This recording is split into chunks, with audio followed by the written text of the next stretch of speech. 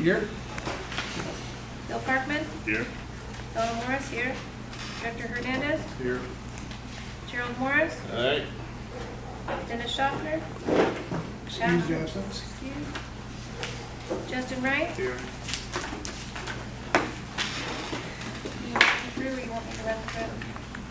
You want me to do the rest of this, or do you want to do it? Go ahead and go through 4 and 5. For the adopting of the agenda, do I have a motion? To accept? Motion. Go ahead, Justin. I can hear you. Second.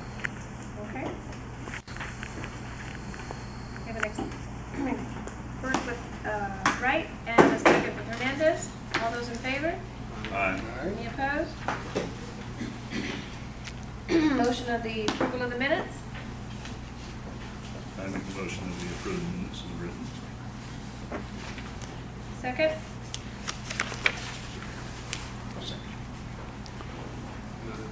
I'll second. We have a motion to accept by Parkman, a second by Hernandez. All those in favor? Aye. Any opposed? Motion carried. All yours. Okay, we're going to go ahead and we have some guest speakers this evening, and Mark Nations is running a little late, so at this time we'll go ahead and move to item B, Aurora Rush. Well, good evening. I'm going to stand here, because behind the podium all you'll see is my head. So, and I think you can all hear me, so we should be okay. I have the privilege of talking about trash. County Council has the privilege of talking about marijuana. So we're talking 2 exciting topics today. I know that it says landfill fees, but I'd like to kind of expand beyond that, kind of all of the services that you pay for. I have been with the county, with Kern County Public Works now, for 30 years. As you may have known, it was the County Waste Management Department for about 25 years. And about 3 years ago, they merged roads, engineering and survey services and waste into a public works department. So that's who we are now. We've been in the transition of getting all of our information updated and changing 25 years worth of the with waste management into with public works, kind of rolling out of our mouth. So, but I'm really happy to be here and happy to give you the information that hopefully you were seeking for. If not, it'll be interesting in any case. What you may or may not know is that the department is responsible for beyond just the landfill that you have in your backyard. We call it the Mojave Rosamond landfill. We actually have 7 landfills that are actively operated. We have capacity that goes well beyond into 100 years for the county as a system. So we look at our capacity, the state looks at the capacity as a system, not just what we have here in this area, but in the entire county. We have 8 closed landfills that go through quite a tremendous amount of scrutiny in order to be able to close them legally and properly and for the future. We maintain those landfills in a closed status for life. That means any gas extraction, anything that can offset into the groundwater, all of those things are being managed by the county for the life of that facility. And the state requires that we have funds that are reserves for be able to maintain that. They call it post-closure management, and we have to continue that for the life of those landfills. So in California, you don't see landfills popping up left and right because it's an expensive enterprise to get into. We also have 7 transfer stations. These are the locations in some communities where all we do is we collect the trash. It goes into huge containers and then we transfer it. There's no disposal, no burial of that trash. We manage them, and those are in various locations. I'll tell you where everything is located in a minute. We have 45 closed burn dumps. So those of you who are old enough to remember when they were burning trash, because I don't remember when they were burning trash, they tell me it was quite interesting at the time. I've seen the pictures because when I was with environmental health, I had to go do the burn dump inspections. And now all I get to see is the ash and what's the remains of that, and people that like to dig in them and find and look for treasures. Some very cool things that we have found in those burn dumps. But we're required to also close those and maintain those for the life of them, to fence those. Some of you may be familiar If you go along, I believe is it, as you go on the 58, where the Mojave Trailer Park used to be out there that got closed down, there is a tower, a communication tower there. Next to it is a big fenced area. That is a burn dump. So we have a burn dump out there. So if you didn't know that, and that is a clean, closed burn dump, we have to cap them and fence them and put signage on them. So that's something that we have to continue. We have 45 of them in the county that we maintain. And we have 3 special waste facilities. That's where we collect household hazardous waste and business hazardous waste. And you have one, and that services this area at the, and we'll go through that we call the Mojave Special Waste Facility. So more specifically to what you were asking me and asking us to give you information about is to talk about the Mojave programs and services that you have at the landfill. One of the things that I brought you a bag of goodies. If you didn't get the full little yellow, this is actually a little carnier bag that you can keep afterwards. But there's some information, and if you didn't get one, I have a whole bunch of them back there. I will leave what's remaining here for anybody else that comes to your building that they can take with information about it. But what I have in there is, there's a number of things that is really interesting and that you'll find just about all the information you need to know about your programs and services. We have the Kern County Recycling Guide. We put this guide out. It comes up through our website. You'll see KernCountyWaste.com right here. We have it and we put it out every single year. And in it are all of the programs and services that we provide that you pay for through your land use fee on your, for those of you that have residential property that you own, you pay a land use fee in order to be able to manage these services. In there, we have a location for waste disposal. And on it, you'll see there's one that says Mojave Rosamond Landfill. So it'll give you information about the programs and services that you have. So what are the things that we accept? We accept all of your appliances, construction waste, dead animals, we get those. Electronic waste, we accept mattresses, furniture, green waste, general household trash, tires, a guide that we have in their packet. We have a gate fee schedule. And we try to clarify what is chargeable and what is not. What does your land use fee pay for? And your land use fee pays for things that are residential waste. And so we say examples of that are appliances and clothing, furniture, green waste, manure, mattresses, ordinary household trash, your kitchen and bathroom kind of stuff. The stuff that typically fits in your trash can, that the garbage, if you have garbage collection through the franchise hauler, that's what is free at the landfill. The things that are not free, that you pay a gate fee for, are things like construction and demolition waste. If you are not a residential, if you have a business and it's not a residential parcel, you didn't pay a land use fee. So any waste generated through your business, it's a chargeable waste. We charge for tires. That program is not covered through the land use fee. However, because we have such a problem with illegal dumping of tires, the board did approve that we can accept up to 4 tires once a year from your parcel at no charge. And that's considered, I mean, I don't know how many times you guys have tires that you change, but for a year is pretty reasonable. We have a variety of other, like dead animal charges. If your load is not tarped, there might be a charge to try to encourage people to cover and tarp their loads and secure their loads. So those are the things that you actually have to pay for. The kind of garbage that is just from your house. Kids' toys, those kinds of things are not going to be charged. Furniture, appliances, there is no charge for that. We have, at one point in time, I don't know if you remember the billboards that we used to have out there. Kern County is tired of, and we're looking at all the illegal dumping of the tires out there, trying to say that it's just $1 to get rid of a tire. And now we even added to that for free. So some of these things are a very low cost. If you have construction waste, for example, one of the things that you can bring is separate your waste into wood, concrete, metal. If you have those kinds of things, then we don't have to, we can actually put them in our recycling area, and then we only charge half the cost. It's a 50% charge. So there is some savings to do the legwork up front in separating the waste. So we do try to encourage the recycling in that way and incentivize it that way. Those programs, believe it or not, recycling programs are very expensive. In today and age with trying to create markets for recyclable materials, California's environment is difficult to do that in. A lot of the materials that are being recycled that are going across the Pacific, China's making it difficult to accept those kinds of things. Things are being shipped out, it's costing a whole lot more. So these programs, people think that we make money on recycling. It is really a falsehood. There is no money in recycling. Processing materials and getting them to market and creating product out of it is a very expensive enterprise to do. But in California, we have a mandate. We have a mandate to continue to maintain diversion.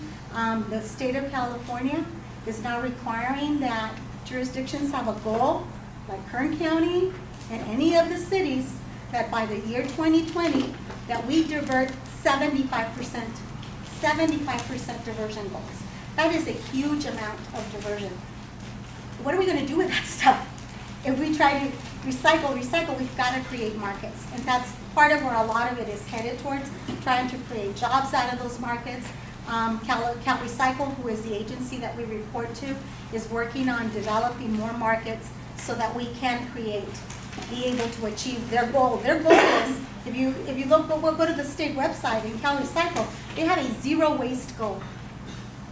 That is a little bit crazy to think about, to get to the point where everything we consume, think about that, we're going to be able to make something else out of it. So at some point in time, we will see they're wanting to do a lot of waste to energy. Maybe that's going to come to fruition eventually. But right now, there's only a few areas where that has been a successful enterprise. So I hope that gives you some information in terms of the fees part, what you get at the landfill that you get at no charge. And we put it right there, right at the top. We say most residential waste is free, and then those kinds of things that are chargeable. So I really beg of you to get that information out, because what this does is continuing to people that think they're going to pay and don't have the money to pay and have to get rid of trash. Where does it end up? And we all see it, because I've done cleanups out here, guys. It's illegally dumped. And then we're trying to get community volunteers to help us create. And if some of you guys are part of the cleanups that we do out here, it's just a lot more effort to do that. So that will be helpful to you. The other thing that I wanted to bring to your attention is last year, what we did in Mojave is we increased the hours of operation. So if you recall, the recycling guide, actually, we put it out. It comes out in April of every year. That's when we put this one out. And so last year we had that Tuesdays and Thursdays, the facility was closed. So now we have the facility open 7 days a week. So in the bags are new magnets with the updated hours. So we actually provide the services every day of the week. So there shouldn't be a reason that somebody can't go. Now, we do have 3 of those days are only half days, but nonetheless, we're open 7 days a week. So you've got some magnets that you can have, okay? That's a good one to keep. Some of the things that you might be, if you're not familiar, like I mentioned, some of the recycling programs that we have out there, we recycle metal, we recycle electronics, we recycle wood, we recycle concrete. We now have truly expanded into green waste recycling. The state of California is really focused on organics, and so we've really enhanced the recycling. We're going through additional improvements that you'll see at your landfill. The access areas are going to get a better roads so that as you go in, it's not so choppy going through, it's going to be smoother. We're working on enhancing the diversion areas so that there's easy traffic flow and access in and out and through the whole location. So we're really excited about those enhancements coming up. We expect those things to be ready for you guys by around June. Between now and June is when we'll start seeing some of the enhancements. Some of the other thing that I wanted to bring to your attention that you pay for as part of the attraction, you know, there's things that we want to take to the landfill, but then there's things that we don't want to be disposed of. And those are the hazardous waste.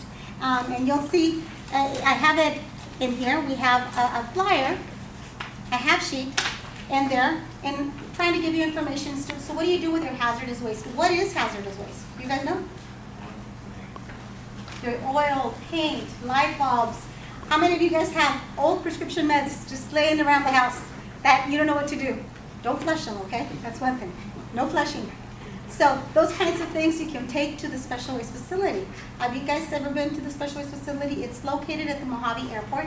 If you haven't had an opportunity, it's super cool. You just literally put all of your things in the back of your truck.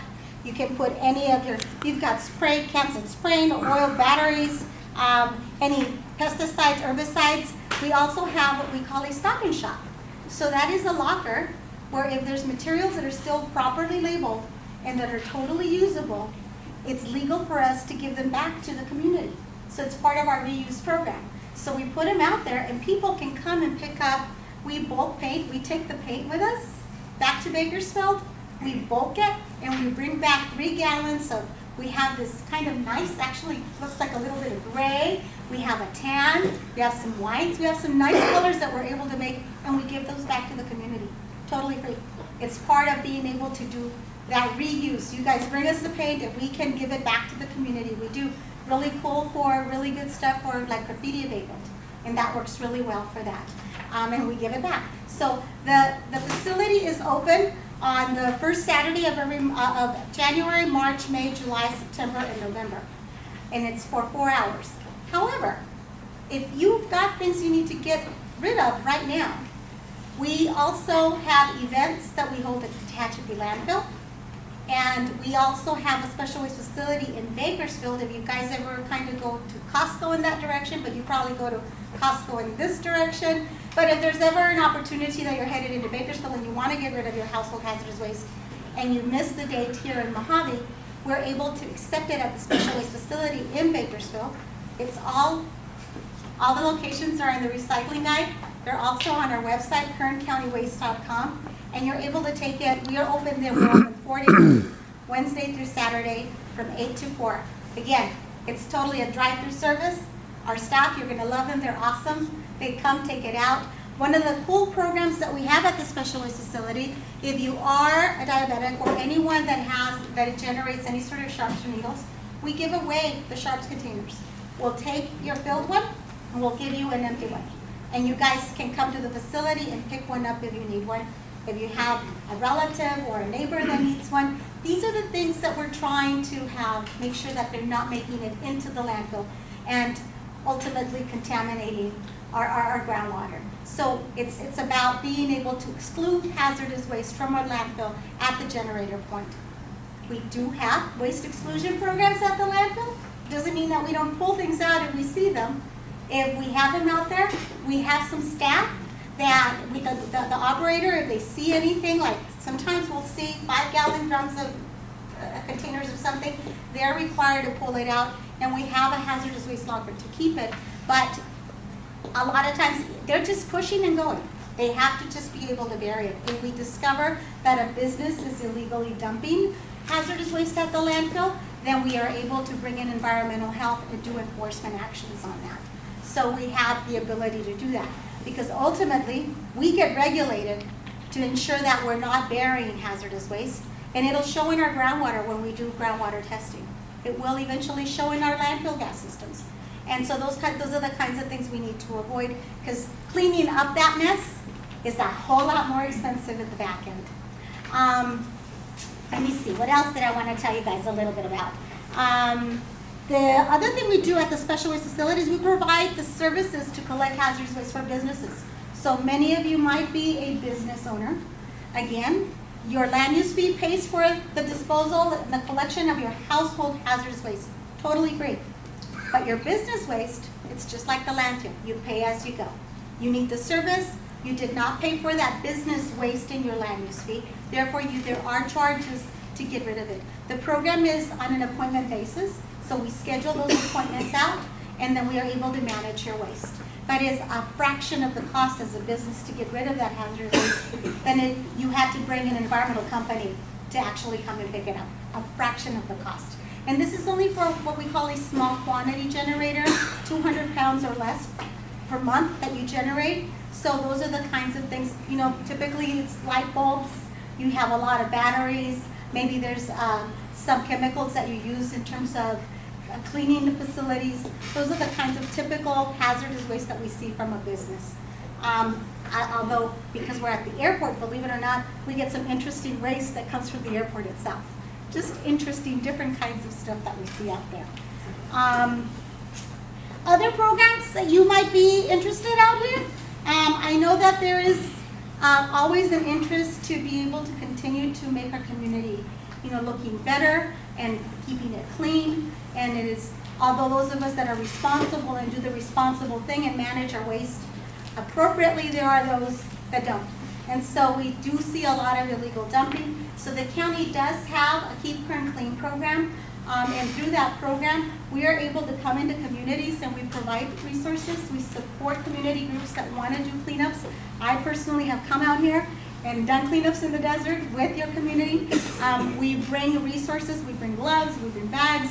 We can, in some cases, work with the garbage company to be able to provide containers. If not, we work with your groups and we get the landfill disposal at no charge. We're able to get waivers for the landfill. So we're trying to support and get those kinds of services to get your community clean. Besides that, you also have the ability to adopt a road. We have a Keep Kern Roads Clean. If you go to the website and you have an organization, a church, or a business, it is super cool because what we simply ask is that you clean 2 miles of a road. We put a sign that's got your name on it.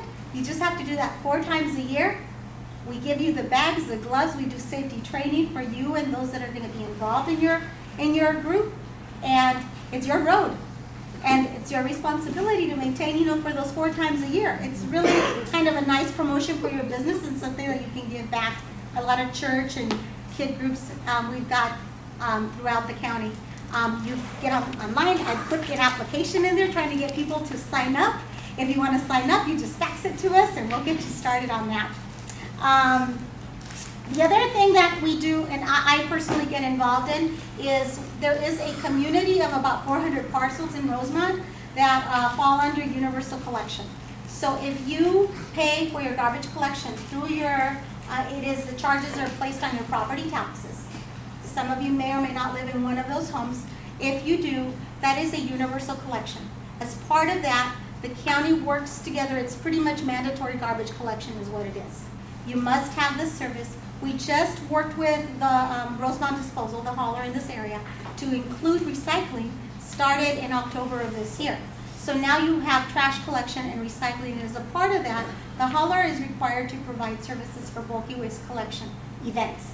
And I know that I have worked out here with the utility, the Rosamond Public Utility District, right? That's the group out here. And we've done some bulky waste collection events. And then also bin sanitation has been hosting some bulky waste collection events. And that just gives you the opportunity to get rid of your bulky waste, where you haul it to a location so you don't have to make the trip all the way to the landfill. Or we'll take it at the landfill at no charge. This is just a little closer trip for you. But we're able to support and help those programs, and we will work with the hauler to be able to provide you as many as the services. If you guys have issues or concerns, if you're with garbage company, I personally get involved with those. If you're not getting the services that you're paying for, my business card is over there, and I would be happy to work with you on any of those concerns. And just lastly, what I wanted to let you know is right now the focus at the state level is to be able to ensure that businesses are recycling. We have a mandate that started in July of 2012 to have commercial recycling, and that's kind of the bottles and cans and paper and cardboard and those kinds of things. And then as of January 2017, which is last year, now they're requiring the businesses that generate 4 cubic yards or more of organics, and that includes food waste, that they recycle that food waste. The state is putting a lot of pressure on jurisdictions to ensure that the businesses are doing it. So if you have a business and there is food and possibly that level of generation, by 2019, it requires all businesses that generate 4 cubic yards of trash. That means it's like, the 3-yard bins. Are you guys familiar with what a 3 cubic yard bin is? Any business that generates one of those 3 cubic yard bins has to have organics recycling. That means any food that is generated out of that business, any food, they include the paper, if it's paper plates, that has to get recycled. So what did we have to do in order to have programs like that? You don't just say you have to recycle, you have to be able to collect it, and you have to be able to take it somewhere. So the county has invested a significant amount of resources in being able to support that with infrastructure at the landfill. So we've had to expand our organics recycling at the landfill so we can take all of the food waste from these communities. So the Mojave area is going to be able to support Cal City, Boron, and Mojave, and Rosamond, and being able to pull all of the business waste that's generated. And think of all of the businesses, guys, the hotels and restaurants that are kind of along all of those areas. They will have to have, and you'll see the next slate of bills that is coming, there's an enforcement component that goes with it. Right now, they simply tell us you have to inform, notify, and track me as the county. We have to inform you as the business that this is the requirement, and then we have to also be able to monitor, make sure that you're doing it and tracking it, and we report back to the state. And if you are not in compliance, we're required to report to the state. That's where our responsibility ends. In other words, we're not the trash police. The next slate of bills, they're trying to push through and issue. I will be out of here. Somebody else can do it because we're not going to go there. But that's where it's headed. So that's just kind of what we see coming. And, you know, these are the continued other services that your tax dollars have to pay for. It's for staff that we have to support to be able to conduct these programs. So if you guys have any questions, I don't know if I give you too much or not enough, I'd be happy to answer. I have two questions Okay, for sir. you.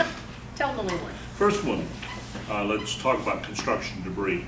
If you're a resident, you own a home in Rosamond and you're remodeling your bathroom and you're throwing the toilet away, why do you have to pay $22 to throw that toilet away?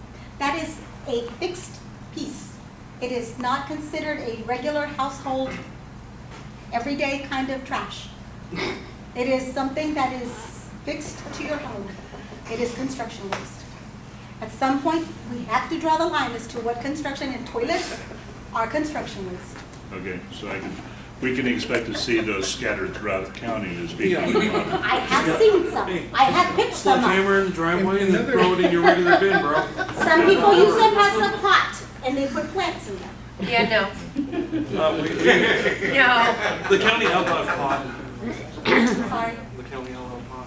The second thing has to do with those folks that, I did respond. the second part has to do with those folks that live in housing where they may not have all the creature comforts. In other words, they may only have a car, they don't have a pickup truck, they have mattresses, they have old sofas, they take those out and find the nearest empty lot and they throw it in the empty lot.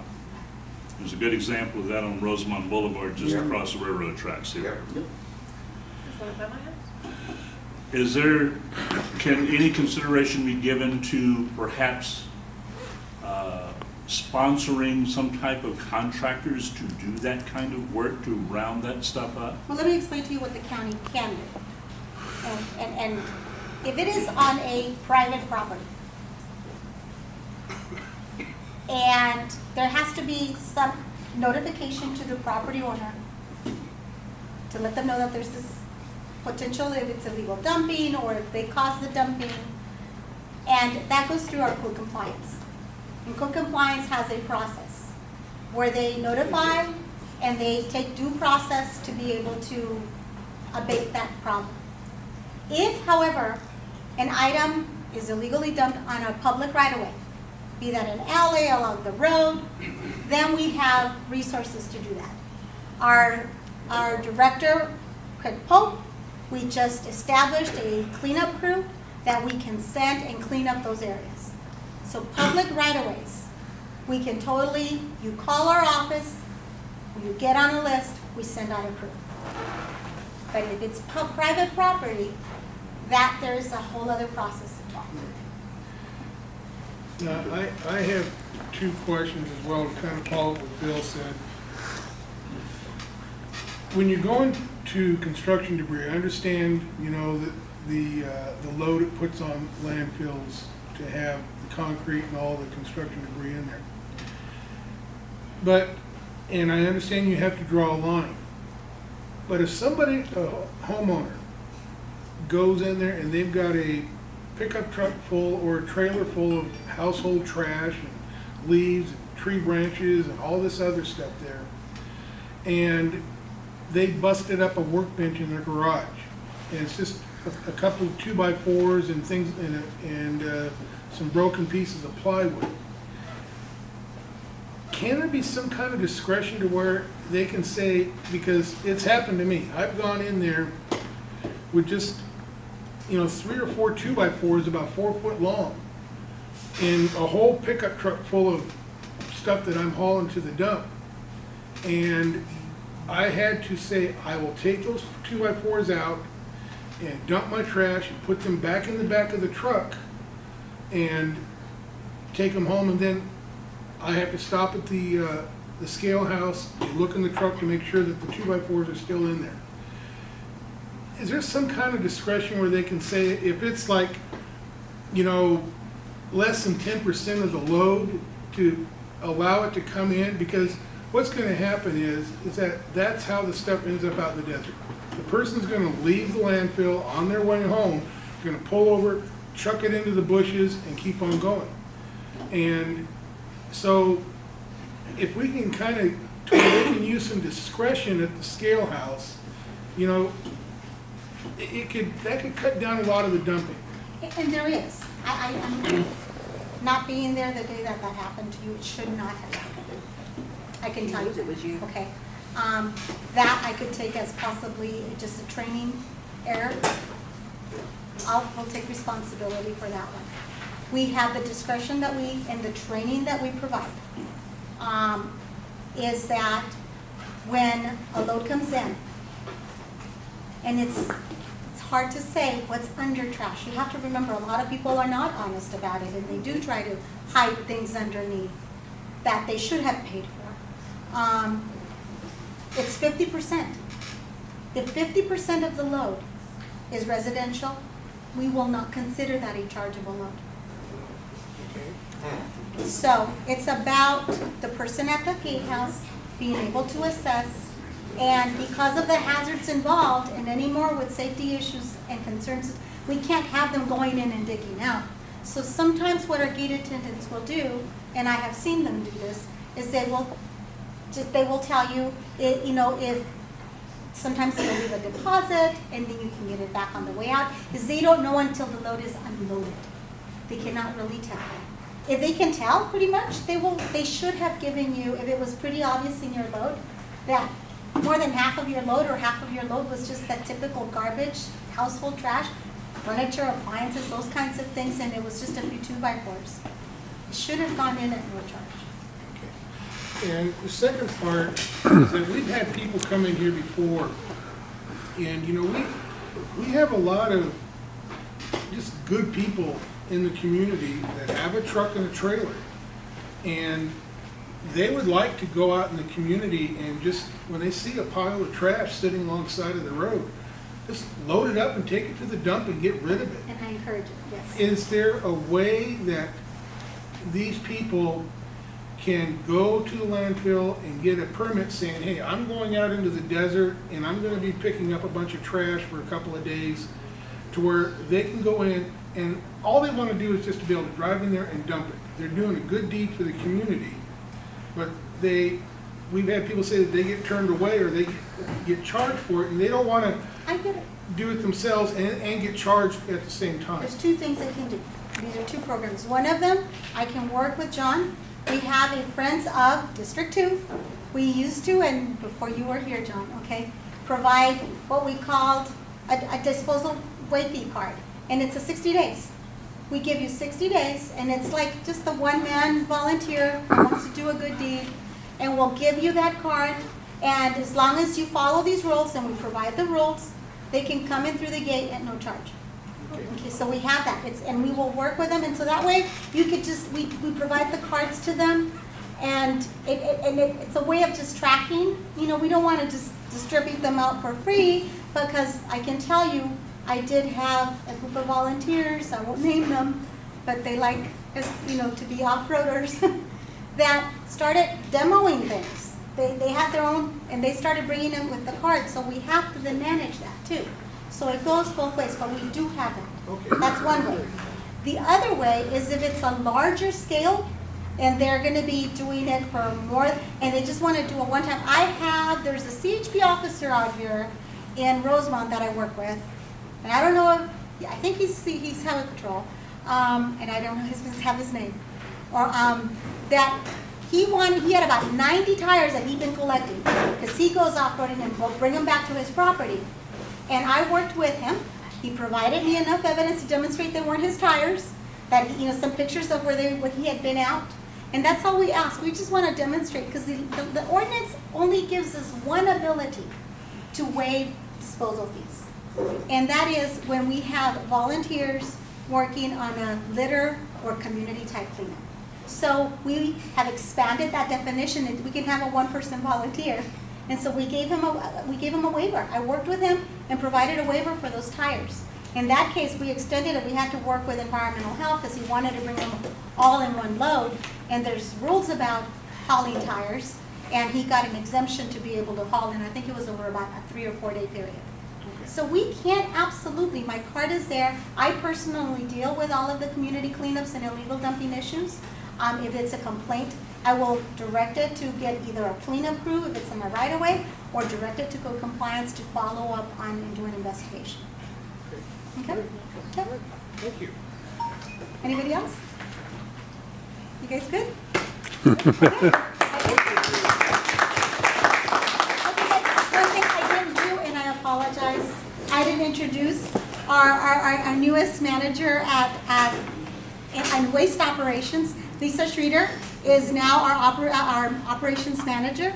So Lisa is working with all of the engineers countywide, overseeing. Remember I told you the 7 landfills and all the transfer stations and all of that is her oversight. The daily operations of that.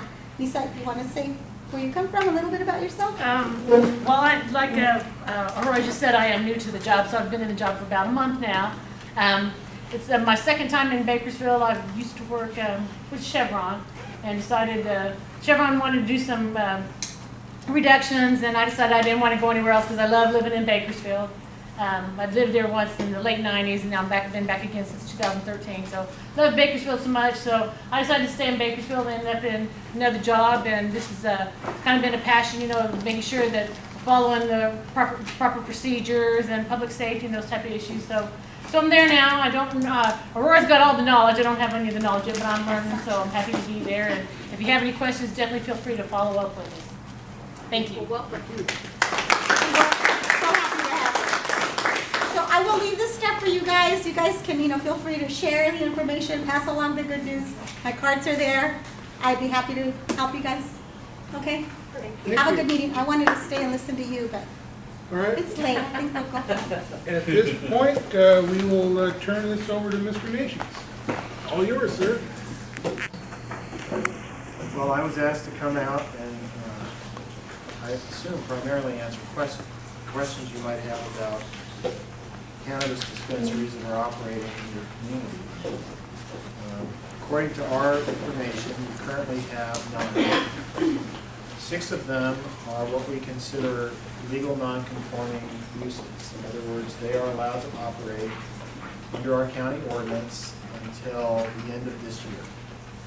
There are 3 that are operating that are illegal. If you want to know which ones those are, that's Highway Relief Medical at 2947 Sierra Highway, Green Mile Collective at 2613 Diamond Street, and American Organics Club at 1737 Locust Street. We have, all 3 of those facilities have been raided by the Sheriff's Department in conjunction with Code Compliance and the Public Health Department, and citations were issued to the operators of those facilities, and those matters, misdemeanors, are pending with the District Attorney's Office. We, on the other hand, in my office, we are suing them, seeking injunctions to require them to close. You did have a fourth one that was operating in violation of the ordinance called Wicked Weed. It apparently shut down on December the 4th of last year. So, the way things, current status in this community is that you will have 6 dispensaries that are operating. The way the ordinance is written, the reason they're allowed to operate, even though the supervisors adopted a ban, is because they began operating when it was legal to do so. And under the United States Constitution, when a legislative body changes the rules so that a property use that was legal becomes illegal, you have to give them time to wind down their business and recoup their investment that they made in that business. And so they were given a year, and presumably by the end of this year, they should all close down, unless the law changes something. Now, you all know that as of January 1st, cannabis is legal to use and possess in the state of California.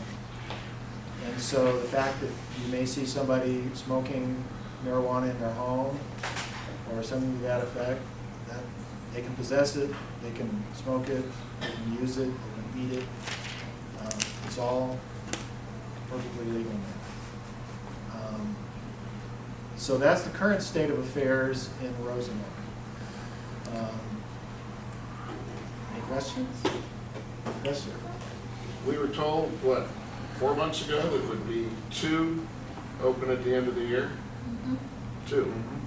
Well, I don't know who told you that, but... It was Lorelei Lorelei, yes. Right. Well, as they've gone through the list and all of the people operating, what we've determined is that there are 28 countywide that opened prior to May 10th of 2016, which was when the moratorium went into effect. And so, under the law, they have to be allowed to wind up their affairs and be given time. 6 of those are located in Rosamond. The other question is, 2 of them, I have been told, are selling to anybody, not dispensaries or sales points. Is that going to be allowed? In other words, they're not selling just to people with medical authorizations. They're selling to anybody. Yeah. That's a violation of the code. Right. And we would have to have proof of that in order to proceed against them on that Let me basis. get your contact info, I'll get that to you. That would be good. Yeah. So we're all gonna go down to 6, not the 20, whatever that we have. We're only gonna have 6 here? You only have 6 now. So you have 9 total, but 6 that are operating legally. And the reason we really can't shut down the 3 that are illegal is, Well, we can, and we're doing that through a civil process. And that civil process is very slow. We actually have default judgments against 2 of the 3, but the court has yet to issue an order requiring them to close their doors. so they're still illegal, they're still allowed to make money and do whatever it is they're doing. And we're still not gonna shut them down It's not pending up to whatever me else. to shut them down, it's up to the court to issue an order to shut them down. It's an order we've requested, and until the court issues that order, I can't do anything. What court is that, by the way? It's the Kern County Superior Court. I have a question. Yes. So, I am under the impression that this taxes, okay, so a few of those illegal or legal shops here in Rosamond are charging taxes. And they're giving their patients, or customers, whatever you want to call them, these tax breakdowns. One shop is charging 22.25%, saying that 7.25 is county tax and 15% is state tax. The state and the county is never going to see that money because no tax has been set in. That's correct. So why can't we shut them down for defrauding? The people choose to buy is the way I understand it. They're not allowed to though legally. They're not allowed to buy recreationally. Yes. There's a ban on recreational So use. this is against the law, and these shops are doing this here. Right, if they're selling, if they're engaging in commercial cannabis sales, in other words, if they're selling to anybody that doesn't have a medical authorization, they are in violation of our local ordinance. And they're also in violation of state law because they don't have a license. Information that I need. Vape and Bake Vape and and Green Bake. Empire are both charging taxes. Okay, what was the other one? Green Empire, Green Empire.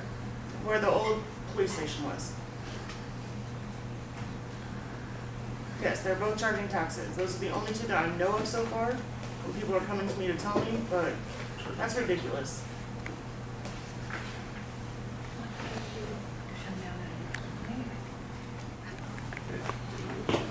To police the 6 that are going to remain open, do you have anything in place to spot check these people, to look at their books to see if everything they're selling is according to what they're legal to sell for, which is medicinal marijuana, and not selling recreational marijuana, and as Lisa pointed out, to charging taxes and things like this?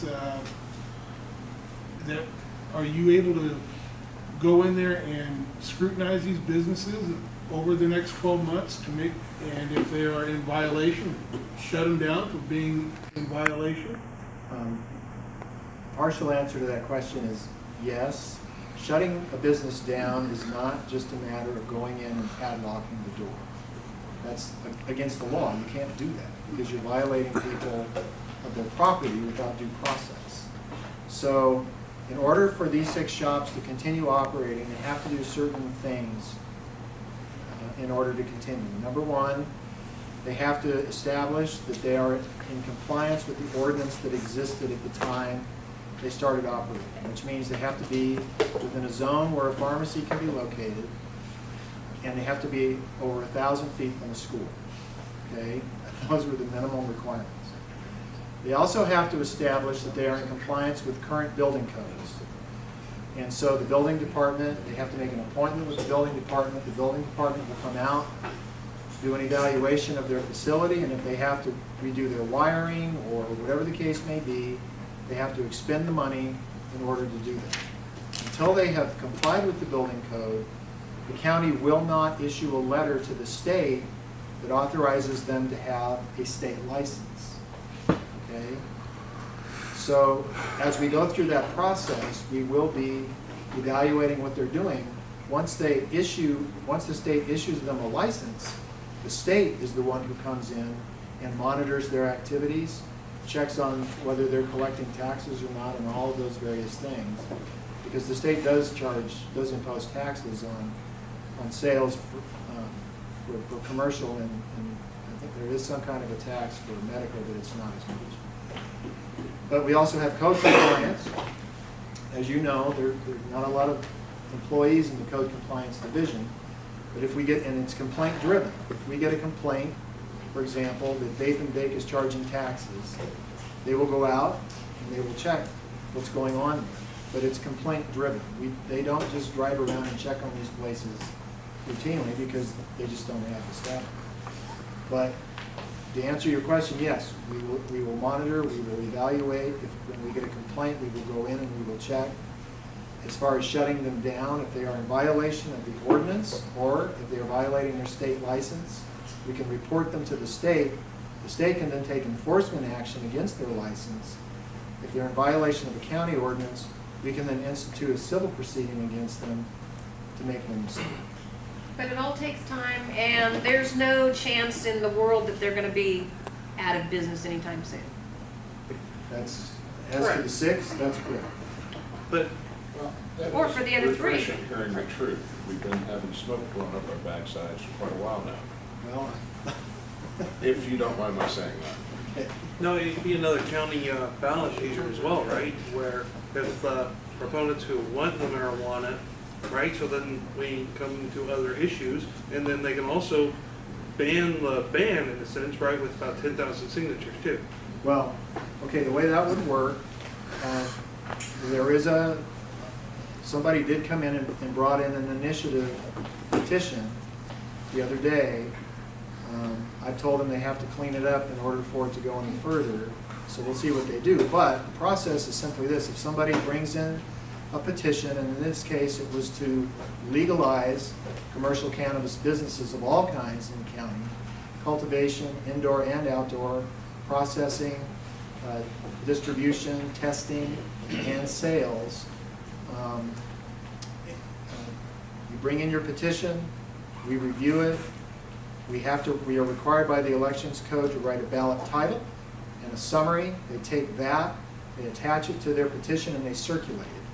If they get 10,369 signatures, and those signatures prove to be valid, it then goes on the ballot. And the electorate will decide whether or not to legalize commercial cannabis businesses in the county of Kern, in the unincorporated areas. So that hasn't happened yet. Right. The law could certainly change, and that's right. And that's why I'm just letting people know that it still can change to where it's still legal. Oh, sure. Sure. That's always been the case. You know, the thing that, if it's true that they're charging sales tax, I've heard, you know, in the past that any business that is collecting sales tax and doesn't turn it over to the State Board of Equalization will swoop in and shut that business down like yesterday. Yeah. And so it's, to me, it's like, you know, if this is going on, then that takes it out of the civil realm real quickly. Right. And State Board of Equalization can just, they can come in the next day and shut them down. That's correct. And that's Criminal. You're going to hear from me tomorrow. If you have any, do you have that piece of paper? You can have it. You can have it. I can have it. Yeah. If you have, this is how we, for illegal activity, this is really the most valuable intelligence we get is from people in the community. And so yes, I would like to. You got a question? Yeah, I do. When it comes to, you mentioned something about facilities, they're going to be inspected in that. We've got an area over on Diamond Street, around Carl's in that area, that it reeks so bad that it's actually making people sick, including myself and including people in my office. What can we do about that? Because, I mean, it's just coming. We know where it's coming from, but it needs to be controlled because it shouldn't be out where the public can smell it now. You say it stinks? Oh, big time. Okay, and is it, do you know which one it is? We think it's the one next to the Mr. Donut. Okay. But we That's the one think. charging. An address or a name? Because I'm not. Vape and Vape. Yeah, I don't know, you know. The one that's charging the taxes. But it is really bad, and it, you know, and it's getting into our ventilation system.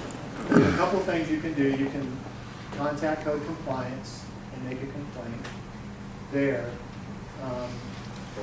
And another option that is not very palatable or practical for most people is you have a private right of action against somebody who's using his property in a way that is a nuisance to you. You can sue them for that. Now I know what a hassle it is to sue people and how slow that process is, but you do have that ability as well. About the grow facilities, Cultivation is unlawful. we have one that I know of right on Sierra Highway. That's the Big O relief. No, it's not marked. No, it's not marked anything. Is it, it's indoor? Yeah. Yeah, it's on railroad property, actually. Oh, it's on railroad property? Well, if it's on railroad property, that would be outside our jurisdiction. We wouldn't be able to get to it. I don't think that's actual railroad property. No, you're talking that big, huge warehouse? Yeah. That is not railroad property. It's not now. No, it used is to not. be.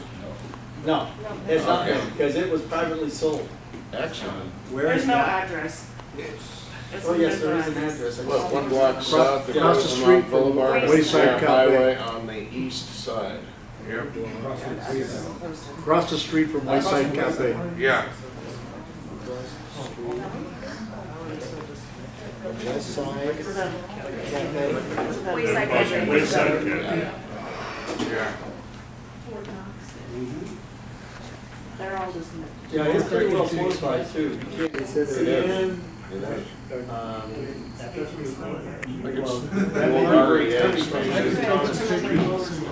Sierra Highway. Yeah. This is, I know. But it Like we're all also, right here. it's killing road business because you can't. Mr. Nations, you mentioned that 1,000 feet away from the school, how about churches? Nothing on churches? Okay, now I'm sure that you guys have talked about environmental, what it's gonna do, the impact to the community.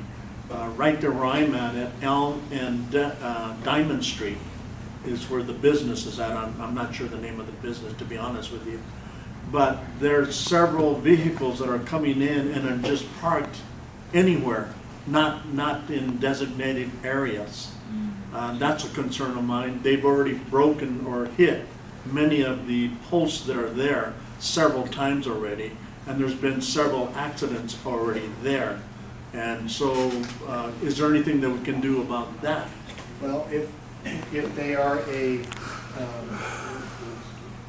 one of the 6, okay, and I have one on Diamond Street called Tanner Vest Collective.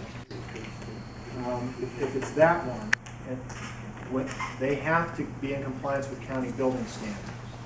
And so when they go out to get our authorization to get a state permit, they're going to have to take care of all of that. But in the meantime, if I were you, I would contact code compliance and complain about what's going on, and they'll send somebody out to see what's going on. Okay, Do how we have about, a time frame of code compliance arriving out here? I don't. there's not that many on there. What jurisdiction does our sheriffs have for any of these issues? Well, it's a misdemeanor. For the 3, they've already engaged in an enforcement activity on the 3 that are operating illegally, and now it's in the hands of the district attorney. How about children? What's the age of children going into the building with them, with individuals? Is there a, You have to. They can sell to anybody over the age of 18. I'm talking about little kids that are walking in with the parents. Is that illegal? Yeah. Okay. Under our ordinance, now, yes. Okay. So I'll take pictures so you can see. Yeah, that 12, 13-year-old in there rolling joints on Free Joint Friday. Are you just hanging out in here again? What's that? We don't. That's my parents were about smoking hippies. They'll never get a license also. He's out everywhere. If that's happening at I'll do the that. 6th, they'll never get a license if they're allowing that to happen. We're talking State about a will not license license them. just good until the end of this year. Correct. Now, one of the things that's happened recently that will help us a little bit, when the state issued its statute and it became effective in January, it wants anybody selling this stuff to have a state license. It's mandatory. You have to have a state license. You can't get a state license if you can't get a local authorization, okay? So all regulation on pot begins at the local level, right? And so the ones who started after the moratorium will never get a license because it's banned in the county now. Right. All right. So what the state put in there is if you are operating one of these facilities, any kind of commercial cannabis facility without a license, you're subject to civil penalties, and you can also get a court order requiring the destruction of any cannabis that's associated with the violation. In the case of a dispensary, the penalty is up to 3 times the amount of the license fee, and the lowest license fee for a state license for a dispensary is $4,000. And so what we will be doing is seeking administrative penalties against the illegal dispensaries for up to $12,000 per day for every day of violation. And we will also be seeking a court order to destroy inventory. Because that's what they're violating the law by even having inventory. So really, you know, if you're operating an illegal pot dispensary in any community in the state of California, you really should just close, because ultimately you're going to end up being subject to these administrative penalties, and what's the point? What's the point? So they ought to just close down. But Is there a timeline, Mark, when the state is going to start enforcing these penalties? I'll tell you. Well, we can do it locally. I spoke to the Bureau of Cannabis Control yesterday, and they said that there's no requirement that they delegate that authority to us. So we are going to start doing that ourselves. Great. The state right now is completely consumed with licensing. They're not enforcing anything right now. And so they're not going to get around to enforcement until later. How do we convince them otherwise? I don't think I can. You can. So it's not important to them, so it shouldn't be important to us. So No, it's just the opposite. It is important to you, and it should be important to them. But this is a huge revenue maker for the state, and they're going to want to get it right, and they'll get around to going after the people that aren't complying later. But you've got the green light to get these people $12,000 a day for every day that they're out of compliance, and to also confiscate and destroy their inventory as well. Right, well, you have to get a court order to do that. Right. But we are then authorized to ask for that. But do you have to get a court order to impose the fines? Well, the fines will be imposed by the court, yes. Okay, but We you asked can, the court but to you do can it. actually start doing that now to where, because I don't care how much money they're making. If they're getting hit for $12,000 a day, you know, that's going to put, you know, that put Norman Rockefeller out of business. And collecting them is another matter, of course. It's just another tool in the toolbox. That one too. So how quickly is this going to start on your level? I'm understanding that it's coming from your level of imposing these fees and getting the court orders and such. When does that start with you? That's starting right away as soon as we can get the thing filed with the court, because we already have actions pending against these people. Right? And so it's just a matter of amending our complaint to get that included in there. And then once you amend that complaint and get it sent in, what's the time frame of them saying yes, no, or maybe so? In the civil arena, you're looking at months. It's months. There's no quick solution to this. It just isn't, not in the civil arena. Fast track it. No, and because it's a misdemeanor, they're willing to take this. There's just not a real huge downside. So What about the dispensaries that are letting you use the product inside their business? that's a violation. And these people are coming out, getting in their car and driving away. That's a violation of all of the state statutes. Just about all of them down. They will never get a license if they allow that. And if we can document that, we'll report that to the state and they'll never get a license. Yeah, unless it's a lounge. So Wayside Cafe. Wayside Cafe. Right next door is a spot called the Plum Tree, I think it is. Right. Now, they smoke in there. That place is live. And when I sit inside Wayside and I'm eating, that's what I smell. Yeah. It's coming out of there. So they're allowing the people to smoke it in there. They come out on the sidewalk and they're smoking. That's Plum Tree is one of the legal non-conforming dispensaries, but they can allow people to smoke on the premises. So that's good to know. Bacon Bake is the one I was talking about. Right next to the donut shop. Yeah, also, you got that one on Diamond too, was. Oh, it's got a lounge in there, doesn't it? Next. That one has a lounge. Yeah, the one right across from the church. Yeah. Yeah, that one has a lounge. It's got a little lounge in there. What are you talking about, right next to the barber shop?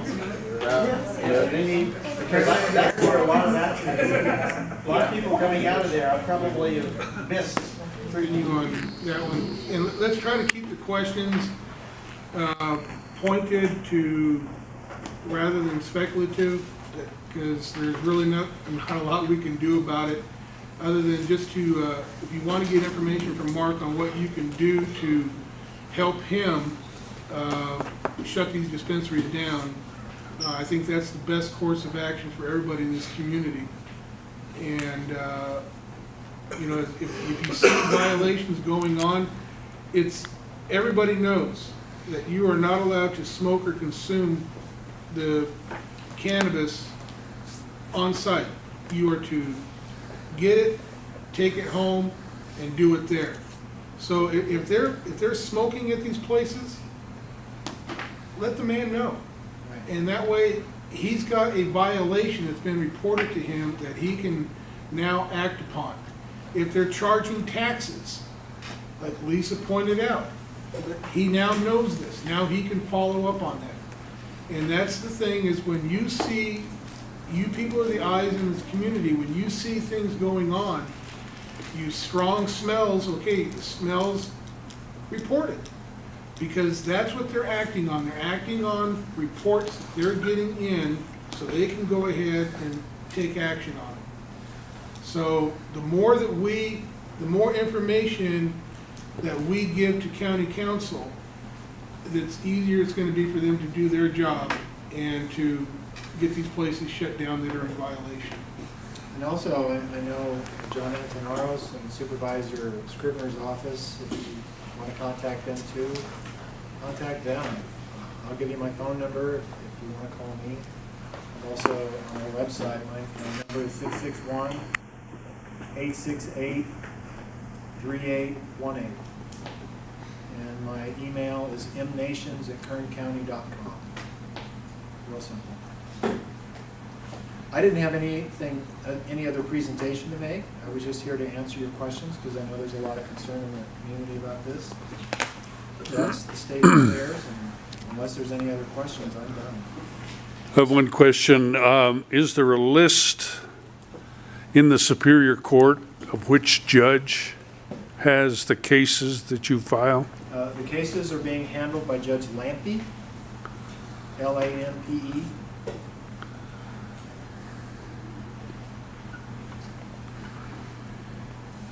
Almost all of them. I think Judge Clark has one or two, but he has almost all. I don't suppose it would help to get a bunch of us to go down there and ask him to hurry it up. The wheels of justice grind very slowly. Wheels of justice move slow. Okay, if there's no other questions, I'd like to thank you, Mark, for coming down and sharing. Yeah.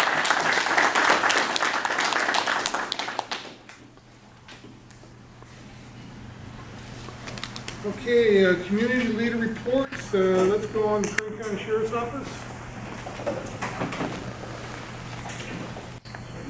Sergeant Anton for Sheriff's Department Northern. Our stats for December: the East area, which is Rosamond, Mojave, and Tehachapi, handled 1,500 when we received the threats, and we also had deputies working in that case, and somebody was arrested. It'll go from there through the court system. Social media. There's been a lot of stuff posted on social media about other cases. Most of that information is incorrect. We don't post anything on active investigations. I will never post anything on active investigations. If there's a press conference or a press release, that's about the only time we're going to send out information. So when people ask me questions about stuff that's posted on social media, I just want to let you know that most of that stuff is not correct. I keep getting asked by people in this community about numbers to call. The same thing, I try to tell everyone the same thing. Emergency, if your life's in jeopardy, is 911. If you have a non-emergency, you need a deputy for a report and stuff like that, you're going to call it 661-861-3110. That's our dispatch center. They will dispatch a deputy out to you. If you go to the substation or call the substation, we don't dispatch deputies out of the substation. And since you're safe at the substation, you're gonna be at the lowest priority. So if you go there to make a report and want to get it done quickly, you're probably making it longer for yourself. So if you want to make a report, call up, have a deputy dispatch to you. If you need something from our clerk, Irene is our clerk right now. The number for the Rosamond substation is 256-9700. If you want to talk to a deputy or you need to get a message to a deputy, she can take a message and get it to that deputy. And when they come back to work, their next shift, they will contact you. Is there any other questions? Is there anything you can tell us, Ira, something about a armed robbery or attempted robbery with a Rite Aid? Is there anything you can tell us about that, if that's true or not? Or There was an armed robbery at the there was a robbery at the Rite Aid. There was no weapon seen, but there was a similar weapon in that case.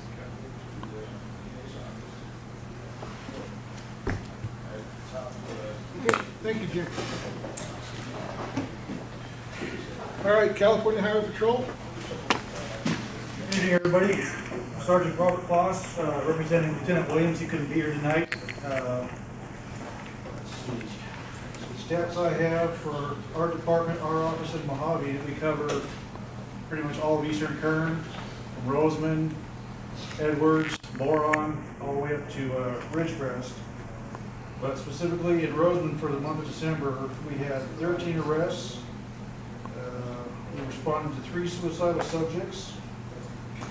We handled 37 traffic collisions within the area, and that's anywhere from your little fender bender up to possibly a fatality. And in addition to those 37, there were 10 additional hit and run collisions where we had somebody attempt to flee the scene. Some of those we got the culprits, some of those we didn't, unfortunately.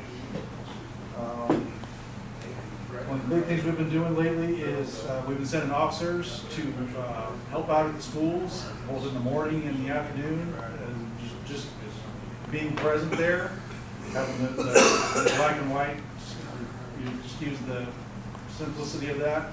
But our officers are going so far as to, getting out and talking to the kids, helping out with the crossing guards, just again to be seen, to help get people to slow down in the area where our kids are at. And like Sergeant Anton said, we were out here helping them out the other day with that internet incident. Not only did we have officers with you, but our commander actually came down and was present for that. So, let's see. Going to schools, got that. Our other big thing in December was the Chips for Kids. We're big on taking donations for the kids. Our senior volunteers, just like you see the sheriff seniors here, we're instrumental in helping out collect over 32,000 toys for kids in all of East Kern. And we specifically work with the VFW down here in Rosamond to distribute down here specifically in this community. So if you see those guys, make sure you give them kudos for the good job they did. That's about all I've got. Does anybody have any questions for our side? Go ahead, sir. Yes, sir. Where does your patrol range go as far as headed eastward toward Edwards Air Force Base? Does it stop right there at their brown sign, or does it stop at their main gate? No, actually, it doesn't stop at all. We have been educated recently as to our misunderstanding of the concurrent responsibility on the base property itself. What has been reaffirmed to us in the Mojave office is that we in fact do cover and have jurisdiction on the base.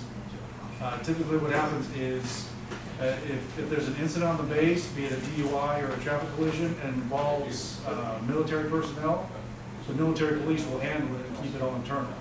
Whereas if it's a civilian employee on a base, it's either driving while intoxicated or involved in collision, because the military personnel do not in effect have jurisdiction or criminal jurisdiction over those civilians in an off-base world. They rely on us to come in and handle that portion of the investigation, again, be it a traffic collision or criminal investigation. So our officers out of Mojave are doing a lot more response onto the base for those reasons. And those numbers are reflected in the numbers that you gave this evening? Correct. We actually had fairly significant fatality collision on the base in the last couple months. So that's incorporated into the numbers that I just gave you.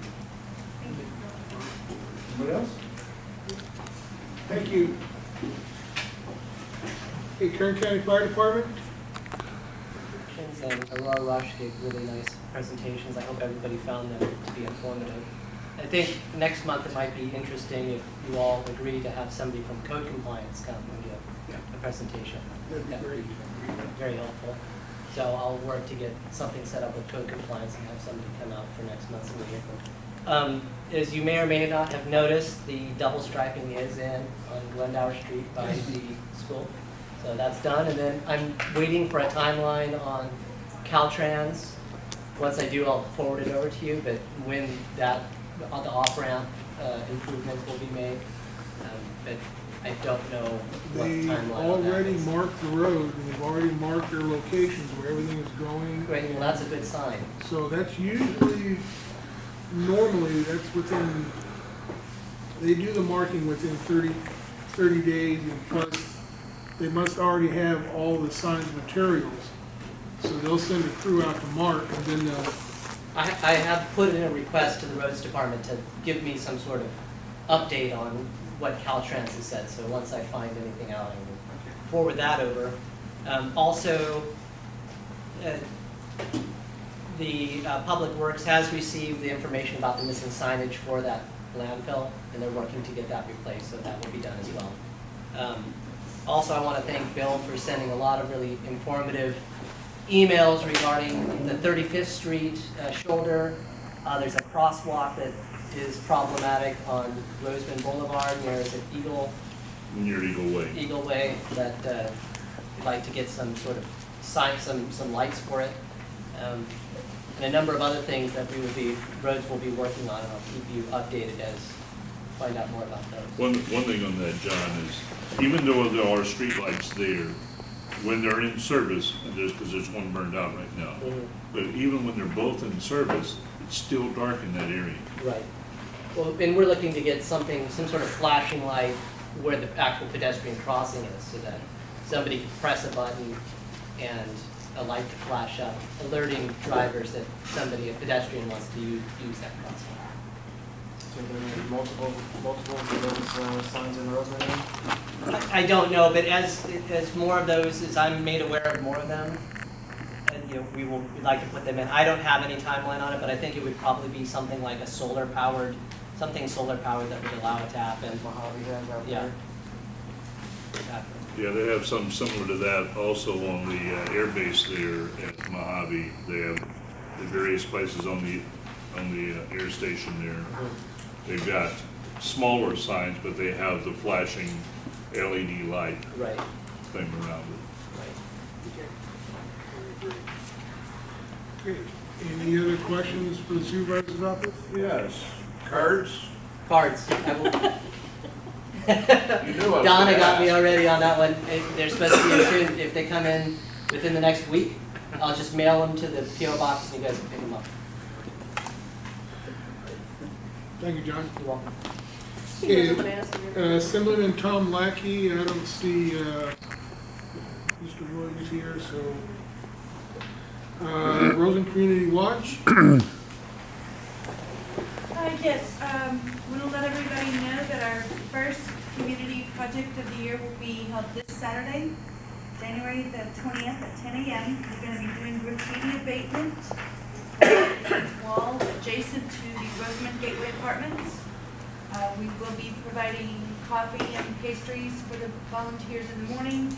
Of course, we'll have water, and we'll be providing lunch afterwards for all the volunteers. So we will be providing all the supplies, and anybody who would like to come out and help. It's over 400 feet, and the entire wall is tagged from end to end. And where's the muster point in?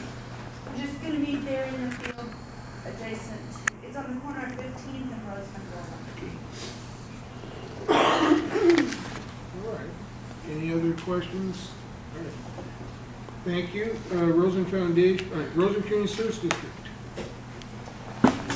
Good morning, good afternoon, members of the Rosamond Municipal Advisory Council. Just to backtrack a little bit, you all know that Tom Lackey will be here Saturday at 10 a.m. So hope everybody knows that. For the Rosamond Community Services District, just some brief news for those of you who don't know. We finished the audit. The financials, everything came up absolutely clean. We spent 10% less than was budgeted, and we brought in 10% more than we had anticipated. And so we're quickly moving our reserves from the red into the black. Of course, for those of you who don't know, Rosamond Community Services District takes care of your water, your sewer, your street lighting, graffiti abatement, and parks and recreation. On the subject of parks and recreation, the Board of Directors for the Rosamond Community Services District voted to place on the ballot a Measure A proposal for to be able to fund our parks and recreation. As you may not remember, 1998, the Rosamond Community Service District was voted to have the power to do parks and recreation, but they weren't voted to have any funds to do that with. So it's been a little difficult for the last few years. I'm here as a member of the board just to tell you on my own behalf and to ask for your vote for Measure A. We need to have a Measure A we make for a better Rosamond. Make it better than it was 50 years ago. 50 years ago, if you wanted to learn how to swim, you go down the end of 50th Street there, Mr. McKee there was a pool there. We had a pool where the kids could go and learn how to swim. 30 years ago, when I first started practicing in Rosamond, we didn't have a pool anymore, but the Parks and Recreation Department, a loose coalition of community members, including Barbara Speed and folks from the high school, put together a program where allowed people to take a bus to Hummel Valley College and learn how to swim. In 1989, there was a ballot measure for the school to actually build a pool that passed by more than 50%, but at that time you needed 2/3%, so 2/3 of the vote, so that didn't pass. And of course, in 1998, we got the power, and then Coffin Broad built the pool out there at West Park, and it's very difficult to keep that pool open without the necessary funding to keep the whole park together. So I'd like to see Rosamond become a community better than it was 30 years ago, better than it was 50 years ago, and of course, to improve on what we have now. And with that, to be able to do that, we need your help, we need your vote. For yes on Measure A, it has to pass by 2/3, so we need 2 yes votes for every no vote. That takes a lot of work to do that. So if you're interested in helping to make a better Rosamond, we're happy to have you on board, and we'll see if we can get something going here to get our parks funded, improve, fix up the Rosamond Jim Wilford Park. Right now, that's the park that has been underfunded, and a lot of deferred maintenance needs to be taken care of on that park. And we also need, we're kind of what they call land poor. We have plenty of land for parks, but if we're ever going to develop any park sites, we're going to need a funding mechanism to do that. So would appreciate your help on that. Vote yes on Measure A on March 6th. And on Measure A, how much money are you guys looking to receive if it, so it gets funded? Oh, well, it's based on parcels. It'll be $99 per vacant parcel, and for every homeowner, it will be $119. It's not totally equitable. An apartment building will pay $119. A homeowner across the street will pay $119. Vacant lot owner will pay $99. Altogether, that should generate close to $750,000 per year revenue, and that should be enough to get our parks and recreation going, and it'll continue on for years to come. We have an income stream to finance our parks and recreation here in Rosamond. And the money would go straight to parks only, or will it go to other venues? Only to parks only. That's the only place you can go. And for those of you who don't know, that we're not like a city. You can't take money from one fund and put it into another fund, which was done a few years ago to try to build up parks. They took money from the water, about $2 million worth over time, which now Parks and Recreation is paying back, because we do have something called discretionary funds, and they come in about, right now it used to be about $200,000, now with the improvement in the assessed valuation, it's about $250,000 a year. But most of that goes to paying off the loan back to the water, which lent the money to Parks and Recreation to function about 10 years ago, if we recall.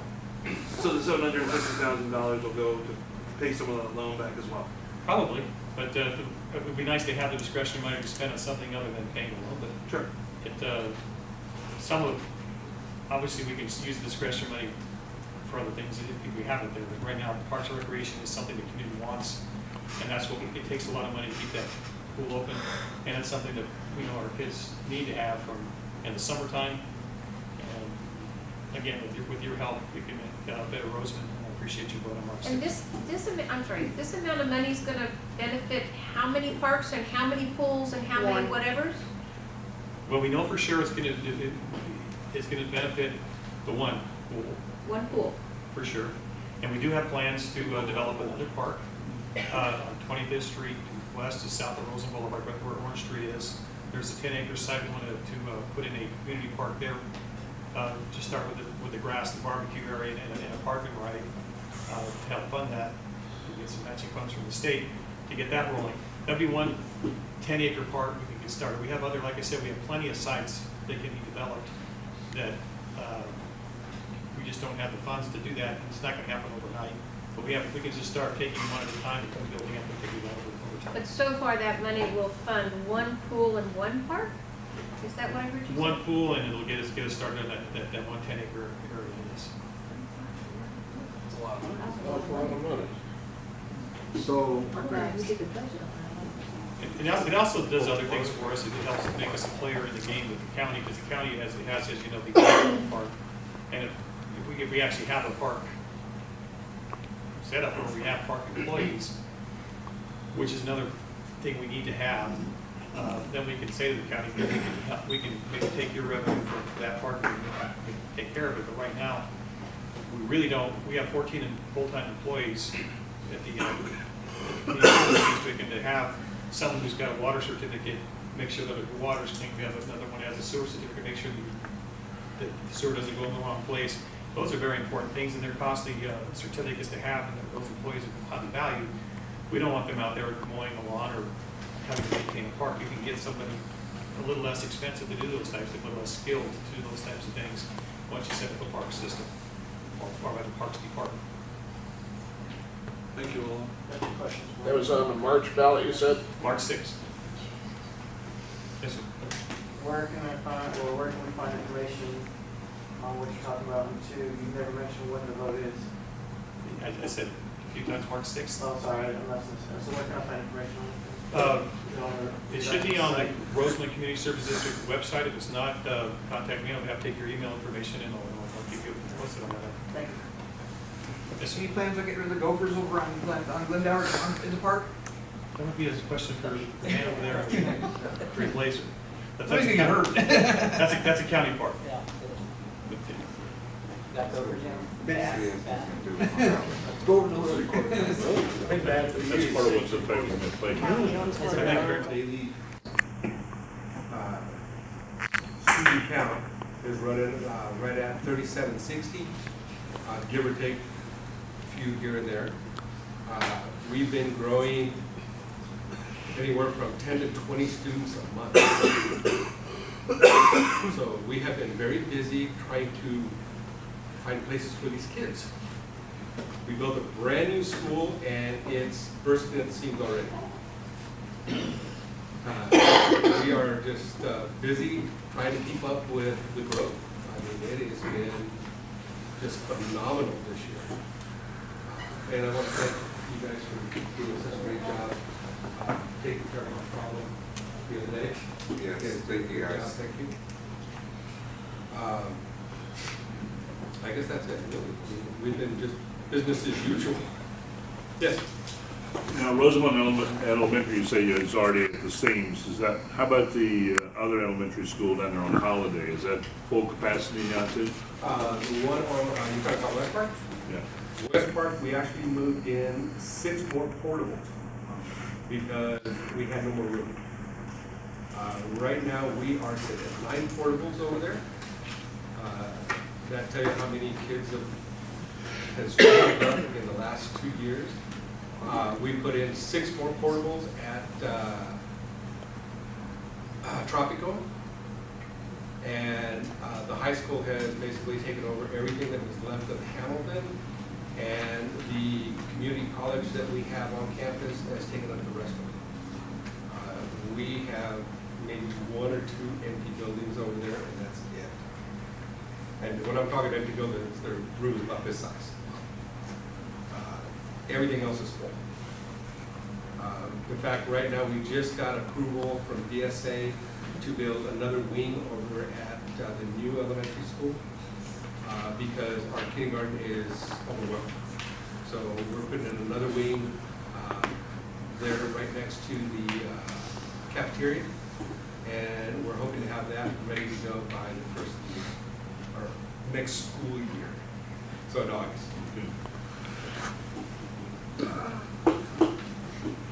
Just know people are moving into Rosamond. Okay, Antelope Valley Citizens for Responsible Use of Water, is Mr. Scott here? Don't see him. Edwards Air Force Base? And any others? Okay, that will move on to item 8, community announcements. Bonafide representatives of community service organizations and clubs are invited to announce upcoming events open to the public. Please limit presentations to no more than 3 minutes. Is there any other community announcements? Okay, then public comment period. Any member of the public may address the council regarding any matter of concern to Rosamond residents. This need not be related to any items on the agenda. However, law prohibits the council from taking action on matters not on the agenda. Please limit presentations to 3 minutes, and at this point, I will open the floor to public comment if anybody wishes to speak. Yes, Albert. Hey everybody, Albert Gatton, local realtor. Just wanted to give you guys a quick update on what's going on with the housing market here in Rosamond for December. We had 40 home sales of pre-existing homes. The average sales price for the month was up to an average of $229,882. And just kind of comparing the numbers for 2016 over 2017, or excuse me, other way around, 2017 over 2016. We had more sales. Our number of sales for the year was 365 sales versus 282 in 2016. And the average sales price for the year was $25,000 higher for an average sales price for the year of $230,631. So the housing market continues to be strong. These are all existing home sales. This does not include the new homes that are being built and continue to be built. Thank you, Albert. Any other public comments? Okay, then we'll move on to item 10, standing committee reports, planning committee. No report this month. Safety committee. Nothing here this month. Public health community welfare committee. Nothing this month. Public works committee. We have a few things that have been done the last few days.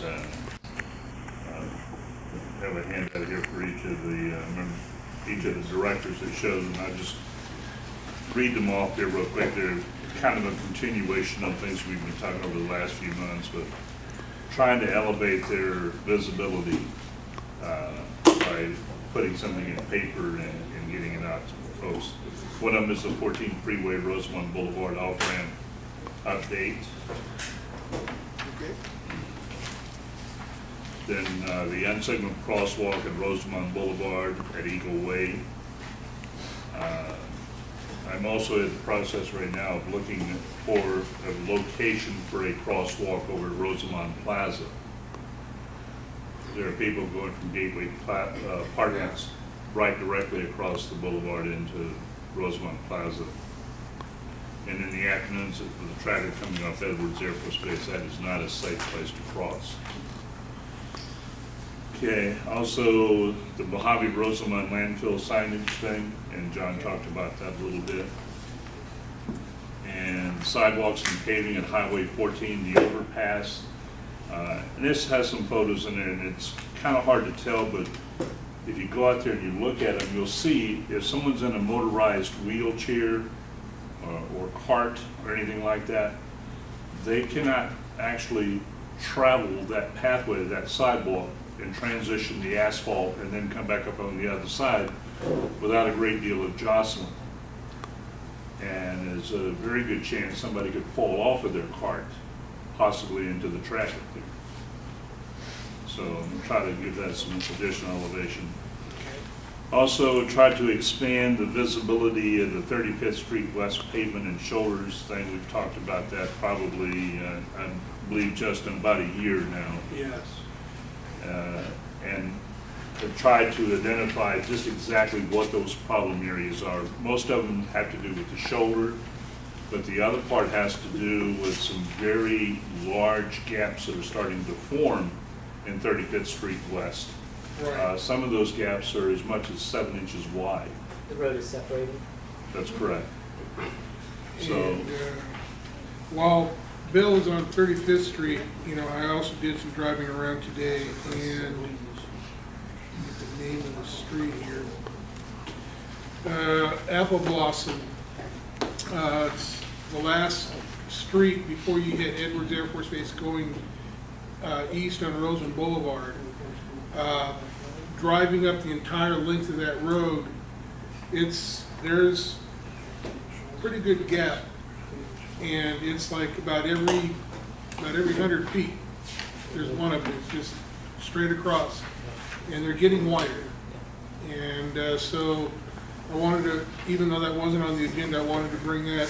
That's another area that there's gaps are opening up on that street as well. Apple Blossom where?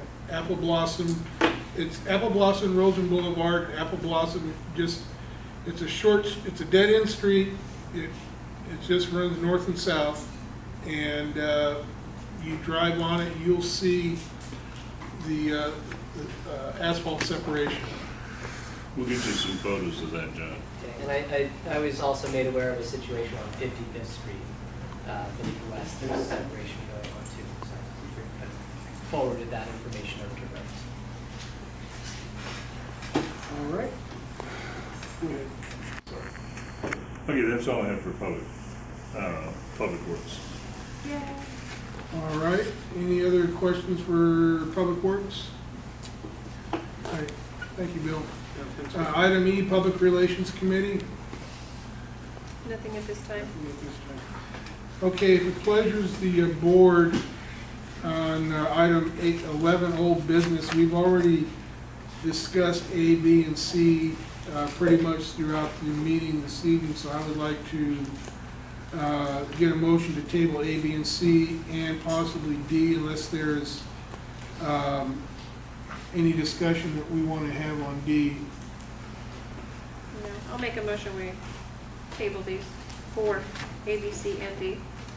Second. You have a motion to table by Director Donna Morris, second by Director Parkman.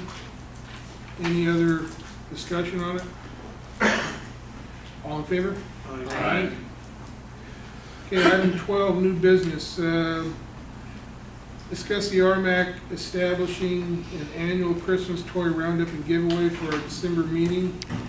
I brought this up back in November, and each of you directors have got a printout, and you gave me some direction to kind of go by to be ready for this meeting, and unfortunately I don't have a flyer this evening. I've been sick pretty much flat on my back for about the last 3.5 weeks, so I haven't been able to do too much. Did you bring Lysol with you? Yes, I did. And so I'll go ahead and read this, but this is the concept that I'm looking at.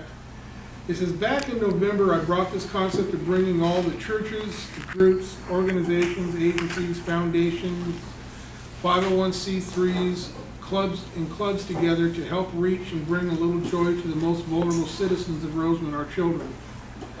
Back in May 1992, the Rosamond Rural Landowners Association was founded. And on August 14th, 1995, the Rosamond Rural Landowners Association became the Rosamond Town Council. And finally, on March 7th, 2006, the Rosamond Town Council became the Rosamond Municipal Advisory Council. For almost 26 years, we have been here to listen to the concerns and problems facing our community, to give our citizens a voice before the county seat, to fight and advocate for welfare, safety, public health, and well-being of our community, and to be the voice of our community to the state, county, cities, and other public agencies or groups that affect our community. Rosamond has many great organizations and groups, as well as the school board and the RCSD, but every one of these has a purpose and a limited scope of responsibility. But the RMAC represents the entire community of Rosamond. We are the voice and advocate for everyone in regards to not only matters before the Board of Supervisors, but to also be the voice for safety, public health, welfare, and well-being, but to also promote ideas and to put into action things that improve and develop a better quality of life for all those who call Rosamond home.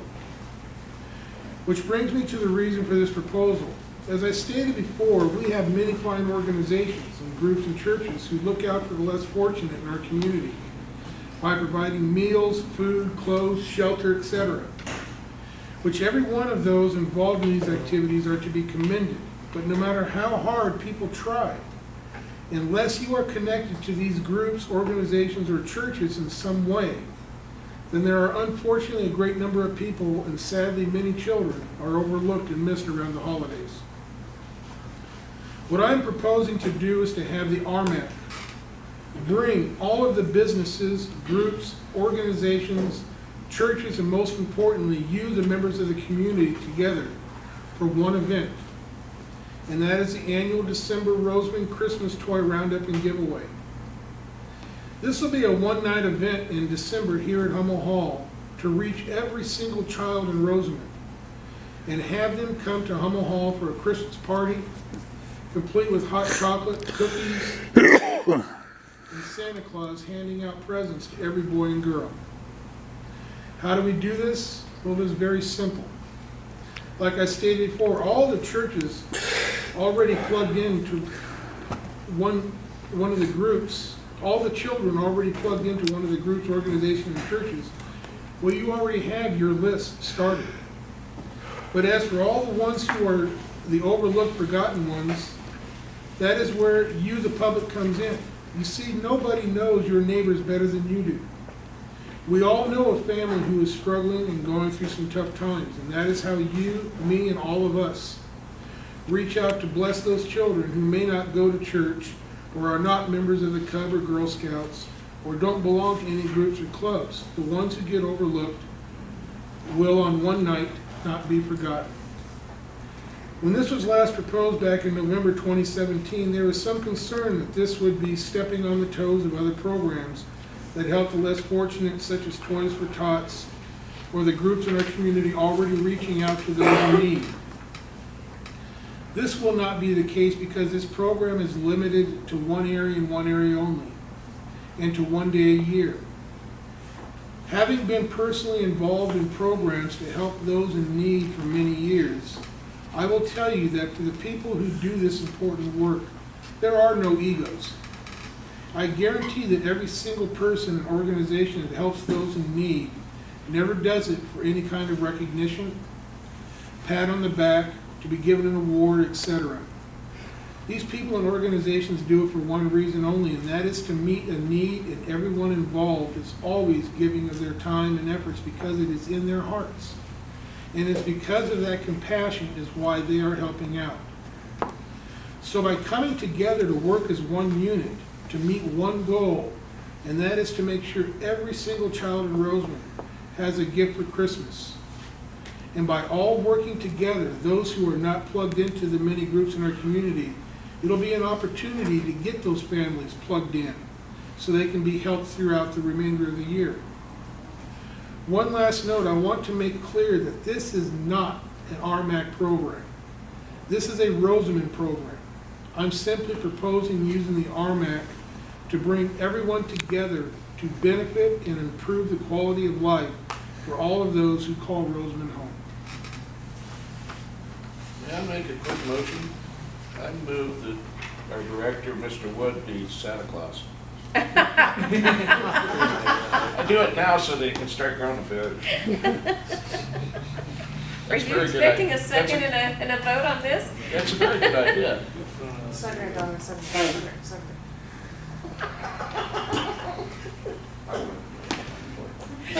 So You there ready is- for that if I put a second to that? No, Oh, well, you know now I have to, so I will second that motion.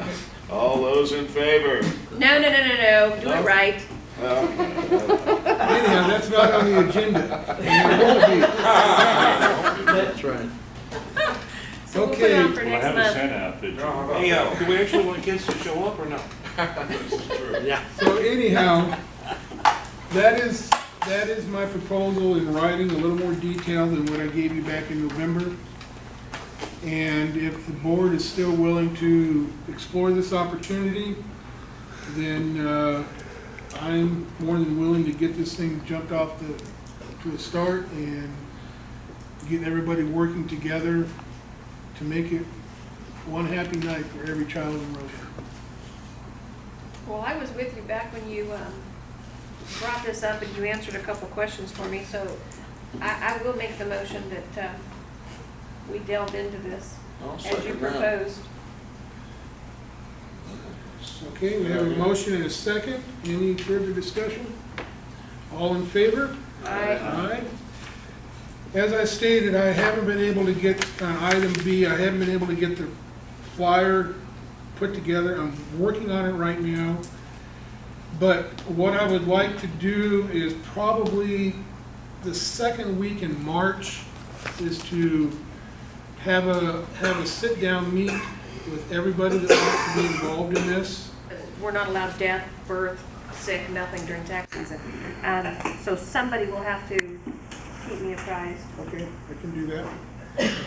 So, and I'm looking at probably March 7th or 8th would be a good day. Why don't we just pick March 7th? You think we can get Hummel Hall for March 7th? I'll have to look at, what day, do you know what day that is? That's a Wednesday? I'll look into it for you. Okay, so you can Or at kind of least let me a, know. at least and a way then- to get, Right, and that'll give me some time, but What time do you do this at? you know, we've got most of the organizations in the community here right now, you know, a lot of them. Is it better to have it during the day or is it better to have it in the evening? Then let's go ahead and make it for an evening, just 7 o'clock. Get everybody to sit down and Bring your taxes. please, I hope That's a the Wednesday? press comes to these meetings because the more people know about what we're doing, the greater participation we're going to have with the community getting involved. Because that's the whole key to this, is making sure that every child that isn't getting something is going to get something. You know, I want to take something that kind of drove me to this. Years ago, my wife and I, we handled a food outreach ministry through our church when we lived down in Whittier. And we were providing Christmas baskets for needy families. We had about 55 families that we were taking food to. And it was all done by word of mouth through members of the church saying, hey, I know this family over here, you know, they haven't had any work for a while or this or that, and they're struggling.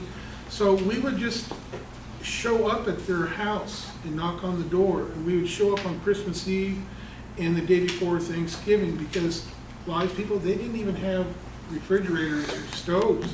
Or they had stoves, but no place to store food, so they would have to cook it. So we wanted to make sure that we got it to them where they could prepare their meals. And one member of our group said one time, says, well, why don't we get toys? Because if they can't even provide food, they probably don't have money for toys. So a lot of the people got together and went out and bought toys, boy, girl, and we just wrapped them up. And so we would go to the house, and if the house knew they had 4 children in there, 3 boys and 1 girl, we'd put in 3 boy presents and a girl present. And it really,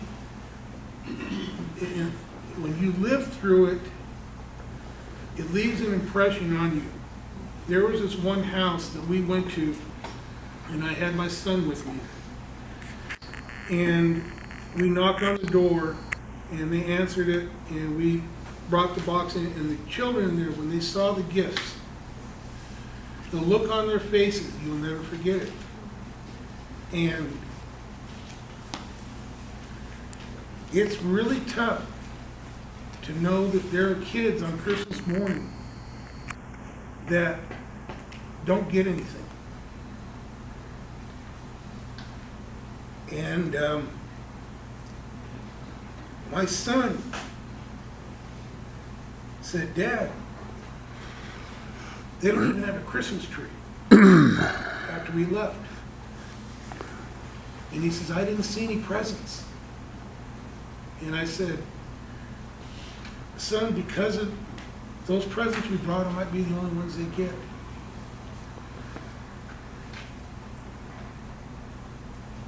So, community, let's make this happen.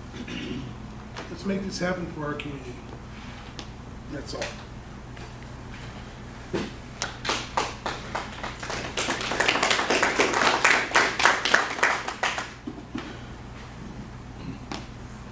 Okay, item C, assign new committee members. Right now, you have in front of you on your agendas the current staffing of our committees. The Planning Committee, Safety Committee, Public Health and Community Welfare Committee, Public Works Committee, and Public Relations Committee. So I'm going to start with each one. I got everybody's name written down here, and the ones that want to be on it, say, raise their hand, and then I will circle their names so we can get people assigned to committees that they want to be on. So let's start with the Planning Committee. Currently is Donna Morris, Bill Parkman, and myself. Who would like to serve on the Planning Committee? Me. Why don't you just keep it the same? Well, we can keep it the same, you know, unless there's anybody that, you know, wants to, The only thing is Dennis is not on any. Dennis isn't on any, and Dennis needs to be on some committees. Why don't you put Thank you. Dennis at Public Relations? He might have a knack for it. Okay. Yeah. Well, right now, I have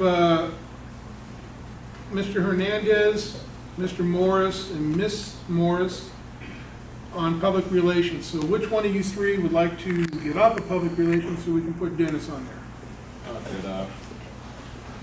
Okay, so Public Relations is going to be Dennis, Donna, and Mr. Hernandez. Okay. Let's see. Everyone happy with where they're at? Everything good with that? Okay, Safety Committee, right now it's Gerald, myself, and Mr. Wright. I will get off the Safety Committee, let somebody else jump in there if they want to. Are we putting Dennis on that one? You can put Dennis on that one. Hey, that's what you get for not showing up. That's what we do in the military. There you go. Okay. Okay, Public Health and Community Welfare, currently it's Mr. Hernandez, Donna, and Gerald. Everybody want to keep it the same? Yeah. I'm good. Okay. Then we'll keep that one the same, and then Public Works Committee, Parkman, Wood, and Wright. Good. That's good. That's good. We'll leave that one the same. Okay. And then I guess we're done. Yeah, I'm good. All right. That was easy. Motion? Well, we're not there quite yet. Hang on. Okay, director's agenda referrals. Items for new business. And then we'll move on to item 14, director's comment. Director Gerald Morris, and being you're walking away, you get first. No comment today. Just want to comment that before I forget. And I have no comment. I'd like to follow up on what the lady with Waste Management put out today. Because I still think that there's a need for maybe a centralized location here in Rosamond and Mojave where people can take things like mattresses, old sofas, broken furniture, and stuff like that. Because just go drive down Bacchus Road or Dawn Road, a dirt lot over here on the other side of the railroad tracks, and you'll find enough furniture to take and fill a house. You know, I agree with you. I was thinking of asking that question too about what would the possibility be of establishing a transfer station here in Rosamond. So that's something to follow up on. That's a good idea. Director Morris? Nothing at this time. Director Hernandez? I'm good, thank you. Director Wright? I just want to thank Bill for all of his work on the Yes. street improvements Yes. and taking the photos and printing them all out, so thanks, Bill. I'm just trying to get things off top dead center. We have too many things that are just laying around. So Rocky needs cleaning. no. Okay, now we're at item 15, adjournment. Motion. Second. Aye. All in favor? Aye.